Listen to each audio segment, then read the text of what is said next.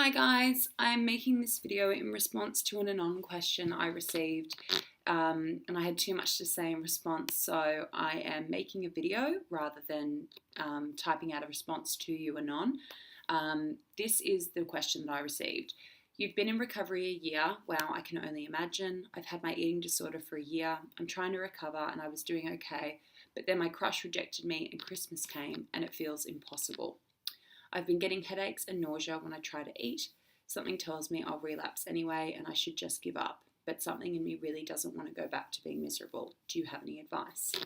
Yes, Anon, I do have a lot of advice, which is why I am making this video rather than writing to you, because Tumblr wouldn't give me enough space to write my response.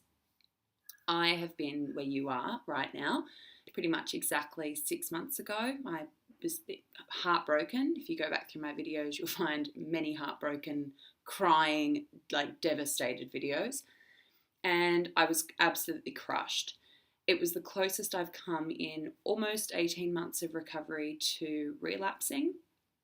And it taught me a lot of things which I hope that you find valuable. What it taught me was rejection and that feeling of desperation and lack of control and self-hatred that comes from it. And everybody's been rejected. That's one thing as a human experience in the human race that everyone has in common. Everybody's been rejected. Everyone's had their heart broken. Doesn't minimize how you feel, but you're not alone in that feeling. I was only there 6 months ago, and chances are I'll probably be there again. But rejection and that feeling that it gives us as people who have pretty low self-esteem, who are prone to taking things out on themselves, my advice is to see this as a marker in your recovery. Maybe you're not ready for that romantic interaction with someone. But people who have self-worth, people who trust themselves to go through upsetting and devastating times and to be okay at the end of them, they're people who are more ready for putting themselves in hazardous situations. And as lovely as romance and love is, that idea of rejection or something coming to an end, for me, is a huge, huge trigger for my eating disorder. So when I went through that, it made me realize my level of self-worth and self-love was not where it was supposed to be in order for me to get to a relationship. So I ended up being quite grateful for that experience because it made me focus more on myself, because that fear of getting hurt is really a lack of faith in yourself that you're going to be able to handle it if everything goes south. So I wouldn't take it as the worst thing in the world, because it's not. Rejection is usually just two people who just don't have the right chemistry to make something work.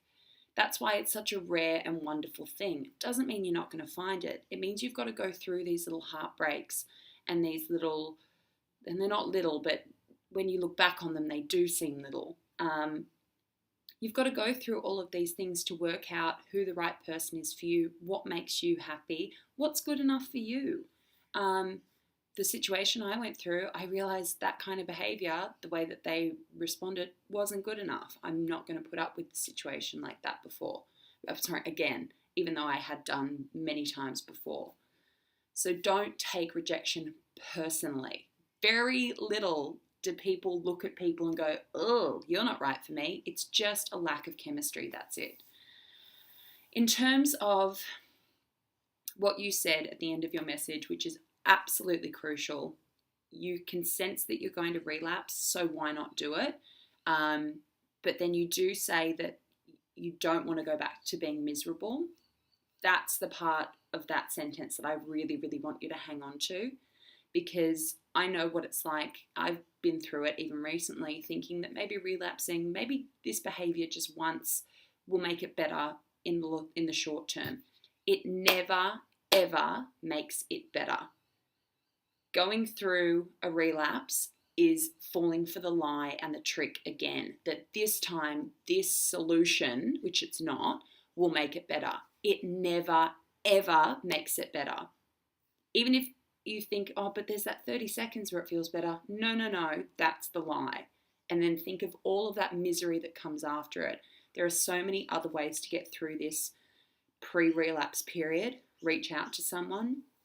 If you don't trust a parent, a friend, a sister, anyone at your disposal like that, please come and talk to me. There are so many people on Tumblr you can reach out to. Reach out to a mental health provider, reach out to a psychologist or a psychiatrist if you regularly see one. If you don't, maybe that's something to consider. I couldn't have got through my first year of recovery without my psychologist. I think you need to, if you have been in recovery for some time, whatever has worked to get you to this point, regardless of the things that have happened recently that are making you feel a little bit fragile, you obviously have some kind of skill set there which has stopped you from relapsing previously.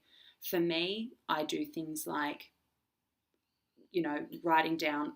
The one thing that got me really, really motivated was writing down 3 things good that happened yesterday and 3 things that I'm looking forward to tomorrow or in a week or in a month or whatever.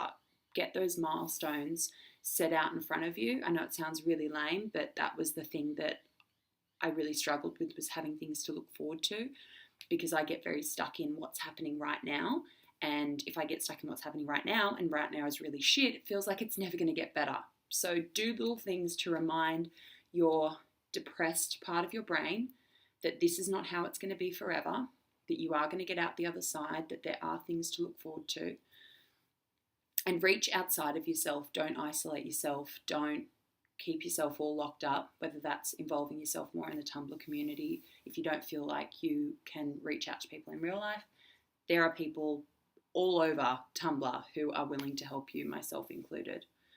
So I think it sounds like relapse is not the option you want to go with, and there are a billion other options that work.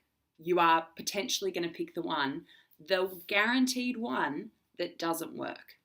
It never works. It's like saying, I'm an alcoholic and I hate being an alcoholic and it makes me feel awful, so I'll have a drink, just one drink, but that one drink will make me feel better.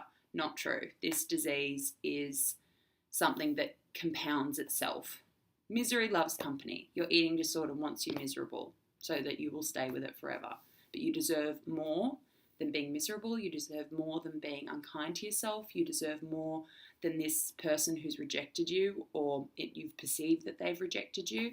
Because think about, if you did relapse, what if you miss the person who you were supposed to meet, who when you look back and you think, thank Christ it didn't work with that person, because this is a million times better than anything I ever imagined for myself. And if I had ended up with that person or relapsed, I would have missed this.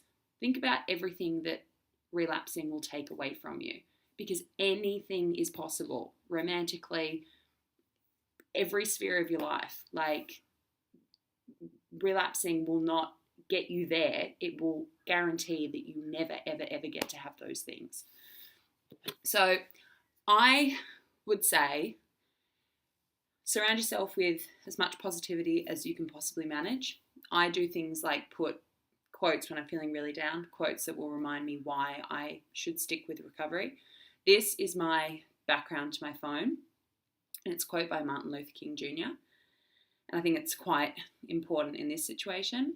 And it is, darkness cannot drive out darkness. Only light can do that. Hate cannot drive out hate. Only love can do that. And it's so, so true. Darkness, being your eating disorder, is not going to get you out of this tough time. Keeping your head afloat for whatever reason and holding on to positivity and knowing that you're worth more and being kind to yourself is the only thing that's going to get you through this time. So it's whatever it takes. And as much as I have sympathy for people in eating disorders, I was kind and tough on myself when it came to recovery, because you have a duty of care to yourself to get through this time. And that means by any means necessary. Not eating disorder by any means necessary, recovery by any means necessary. You have a duty of care to yourself to stay healthy or get healthy or whatever it takes. Because future you is sitting there going, come on, like, this is going to get better. Let's just do what we've got to do to get out the other side. always here. Drop me a line. I hope that helped. I know Christmas is a tough time, but Merry Christmas anyway. Find the good in it. Be good to yourself, and always here. Take care, much love, and happy holidays, everyone.